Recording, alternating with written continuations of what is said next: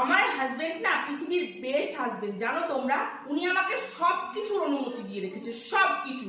যেমন ঘর মোছা, বাসন মাজা, কাপড় কাচা, পুরো ঘরটাকে পরিষ্কার পরিচ্ছন্ন করে রাখা, সবকিছুর অনুমতি দিয়ে রেখেছে। এমনকি উনি আমার এত খেয়াল রাখে, এত খেয়াল রাখে, কোনোদিন আমাকে বাইরে কোথাও খাবার খেতে নিয়ে যায় না। যদি বাইরেকার খাবার খেয়ে আমার শরীর খারাপ করে তখন কি হবে, ওই জন্য আমাকে কোথাও বাইরে খাবার খেতে নিয়ে যায় না। তারপরে আবার এত কথা ভাবে আমার, এত ভাবে আমার কথা, আমাকে কোনোদিনও নতুন শাড়ি, চুড়িদার, মেকআপ কিচ্ছু কিনে দেয় না। যদি ওগুলো মেখে আমি সুন্দরী হয়ে যাই, যদি কারো নজর লেগে যায় আমার উপরে, সেই জন্য আমার কথা খুবই ভাবে ওইসব বিষয়গুলো দিয়ে।